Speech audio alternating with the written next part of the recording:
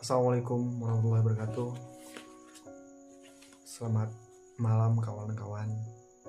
Malam yang terlampau indah dilewati, kembali ke kanan dan kiri. Lama kita tidak jumpa kawan-kawan ya, dari sekian purnama gitu. Dan sudah lama saya tidak membuat video lagi gitu. Mungkin ini waktunya gitu. Mungkin ini waktunya kita diberikan kesempatan atau saya untuk bisa membedah buku gitu. Gak tahu, karena saya yang terlalu berfilsafat jadi lupa untuk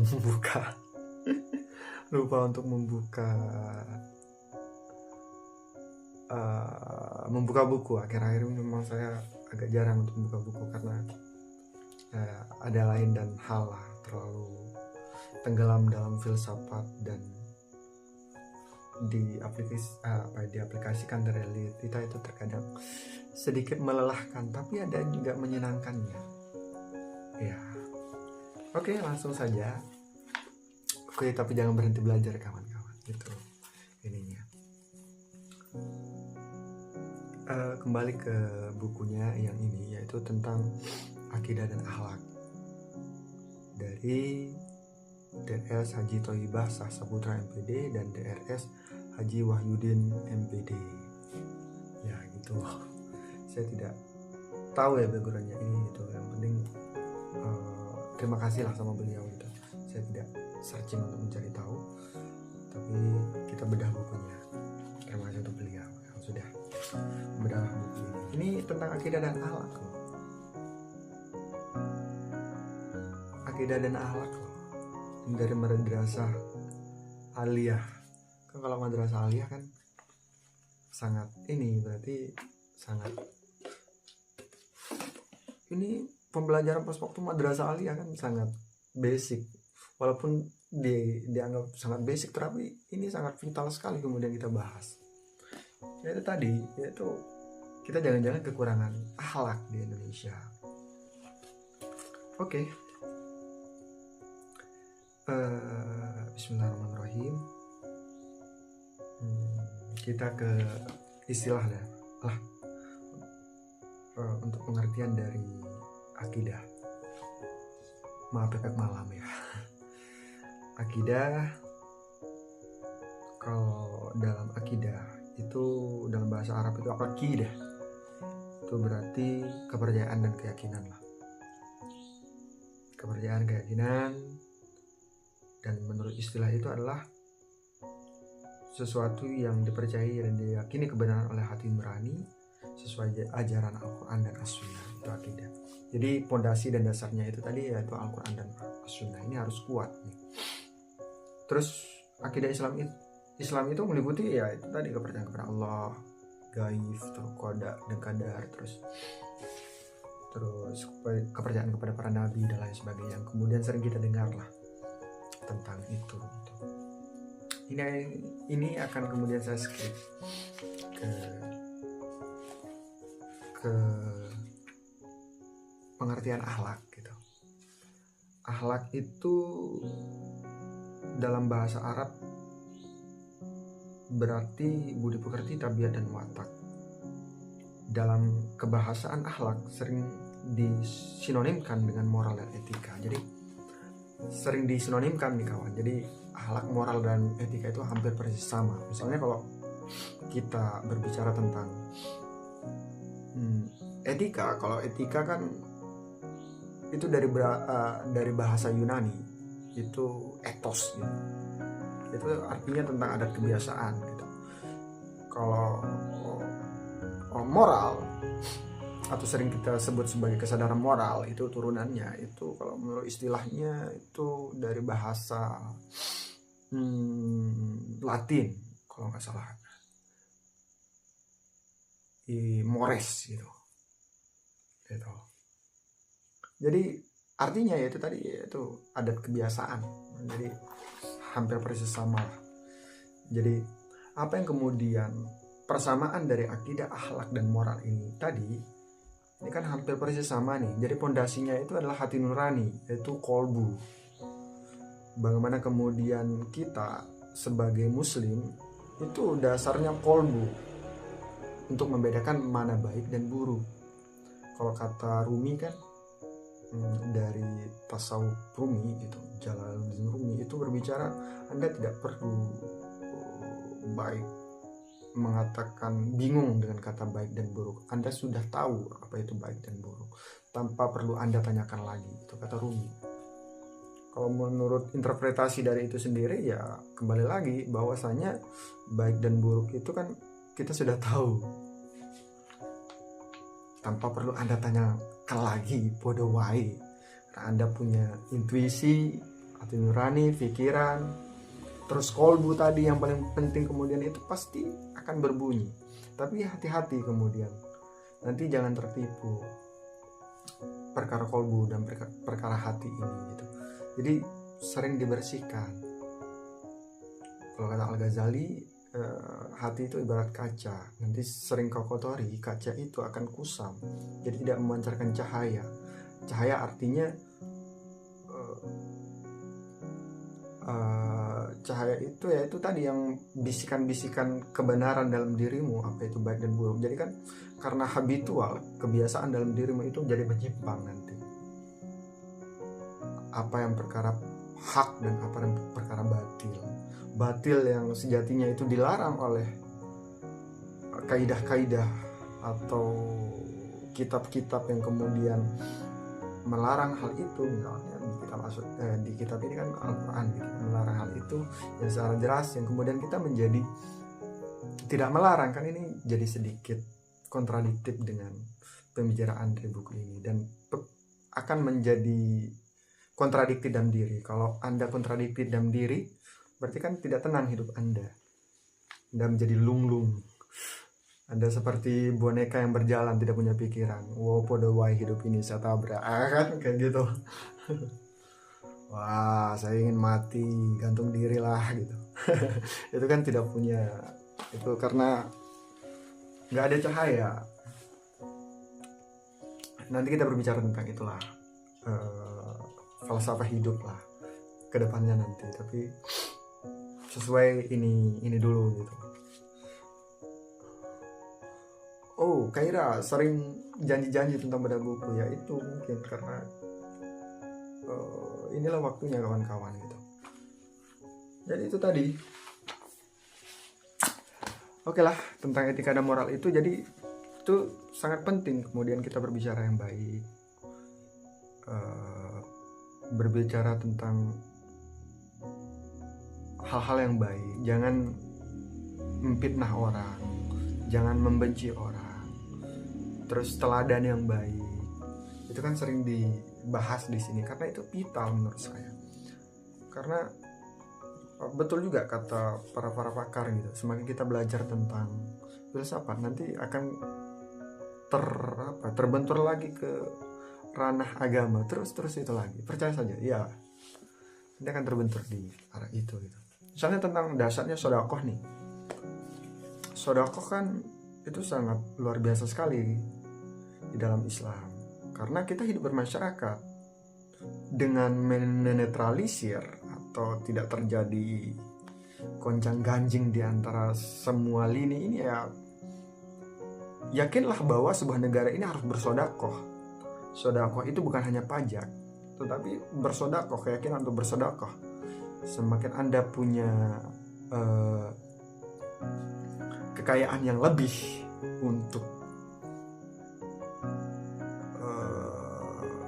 kekayaan yang lebih, misalnya Anda seorang kapitalis besar gitu, punya triliunan, miliaran kekayaan Anda, berarti kewajiban Anda untuk membayar sedekah itu ke kaum duhafa atau kaum termarginalkan itu semakin besar. Dan ini yang kemudian tidak disadari oleh pakar-pakar ekonomi lah. Jadi perlu adanya kesadaran moral. Nah, akhlak itu ya dari perilaku baik dan lain sebagainya. Anda tutur kata yang Anda harus dijaga dan lain sebagainya. Itu dalam pandangan Islam, karena itu penting. Jadi kering bibir saya. Jadi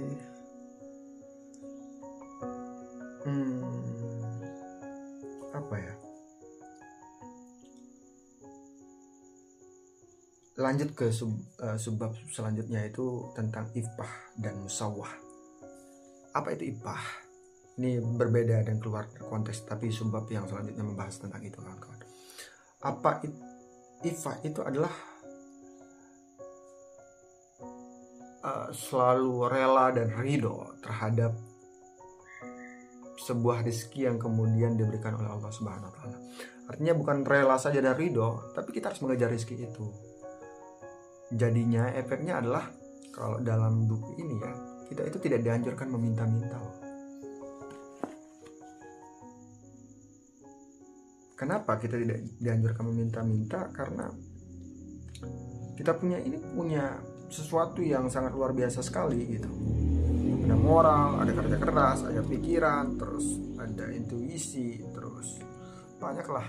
Semuanya kita kan lengkap untuk kemudian mencari rezeki di sana. Dianjurkan, tidak dianjurkan untuk meminta-minta. Kalau memang tidak bisa ke arah sana, misalnya orang gila, terus kaum duafa, itu kan perlu untuk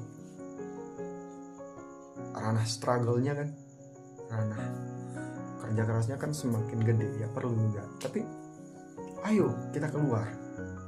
Kalau kata Cak Nun itu, kita harus jadi kesatria, dan kita harus berdaulat dengan diri kita. Artinya berdaulat dengan diri itu dulu adalah kita sudah bisa menafkahi diri kita, sudah beres dengan nafsu kita gitu. Artinya tidak mengekang, kita tidak dikekang oleh nafsu gitu. Beres dulu dengan itu gitu. Berdaulat dengan diri. Sesudah kemudian berdaulat dengan diri, maka kemudian Anda akan menjadi kesatria. Itu katanya. Kalau terus musawwah itu berarti persamaan dan kedudukan. Kalau bahasa kirinya itu egaliter lah. Persamaan dan kedudukan. Tapi kalau menurut buku ini adalah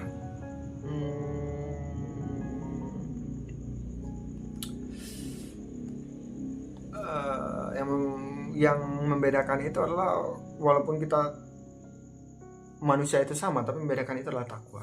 Takwa artinya meyakini Tuhan, terus di track jalur yang lurus itu, yaitu Islam gitu. Dengan tidak berhenti untuk belajar. Teruslah belajar, teruslah mengkaji Islam, sampai kemudian Anda tumbuh dalam ajaran-ajaran diri Anda, sebuah cahaya Islam dalam diri Anda. Ada keteladanan yang kemudian Anda tanamkan, bukan hanya untuk diri Anda, tetapi untuk orang lain juga gitu. Ya itu. Dan satu lagi, picik. Saya di buku ini tadi ditulis tentang picik.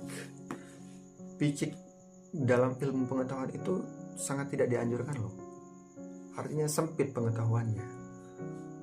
Jadi teruslah menggali. Makanya sangat penting untuk kawan-kawan, ayo bangkit untuk belajar, supaya Anda tidak kaku. Karena hidup ini kan tidak statis, berhenti, tapi dinamis. Orang yang statis berhenti pada tempatnya, berarti dia tenggelam dalam hidup, tidak punya harapan. Ya jalan satu-satunya ya Anda harus berpikir secara kuat dan terus menggali dalam diri apa maksud dalam semua hikmah di dunia ini gitu. Nanti ketemu kok apa maksud kemudian kawan-kawan dilahirkan gitu. Jangan statis, tapi berhenti. Artinya statis kan, teruslah dinamis, teruslah bergerak dengan inovasi dan lain sebagainya. Hidup itu menyenangkan kawan-kawan, walaupun ada sedikit kesedihan dan lain sebagainya. Itu hikmah nanti, dan ya nanti kita diskusikan. tentang falsafah hidup gitu. Kalau kemudian ini tapi sulit ya kita temukan itu di buku-buku gitu. Terkadang itu di knowledge, pengetahuan dan pengalaman hidup kita untuk kemudian tidak bisa kita jelaskan ke orang lain. Tapi terkadang ada juga, tidak selamanya menurut saya pribadi falsafah hidup itu ditemukan dengan cara cinta. Saya kurang sepakat hal itu. Terkadang ditemukan oleh analogi-analogi dan akal juga gitu. Nah itu. Jadi itu kawan-kawan. Kembali ke ini tadi, individualistik gitu. Individualistik. Individualistik itu ternyata kalau di buku ini mengajarkan bahwasanya jangan terlalu individualistik, karena itu akan membuat kita ini jadi tidak mudah untuk bersosialisme. Kok bersosialisme sih? Bersosial gitu, berhidup bermasyarakat. Kenapa kemudian saya katakan itu? Kan efek dari hidup individualistik ini sendiri akan kemudian menekan dirimu. Kalau kau hidup sendiri ya udah, kau hidup bermasyarakat kan hidup di dunia. Jadi iya, intervensi dari sosial itu akan menekan dirimu juga gitu, kawan-kawan. Jadi saya berada di tengah-tengah. Saya berada di tengah-tengah karena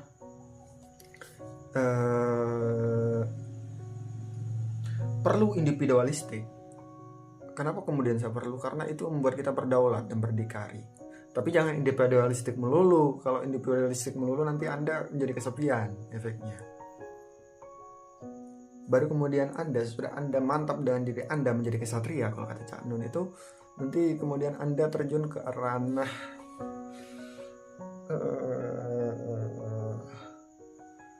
ranah sosial. Anda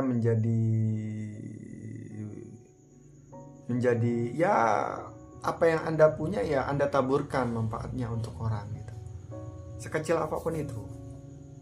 Kalau menurut Islam kan sedekah dan lain sebagainya. Kalau dengan cara Anda punya duit ilmu ya bagi ilmu, Anda punya duit ya bagi duit gitu, Anda punya ilmu ya bagi ilmu, Anda punya harta yang kemudian agak lebih di situ ya dibagikan dengan bijak gitu. Bijak itu tadi ya gitu kawan-kawan. Karena efek malam ya. Jadi kita cukupkan sampai di sini. Mudah-mudahan nanti kita dipertemukan kembali lah di akhir dan lain waktu. Oke.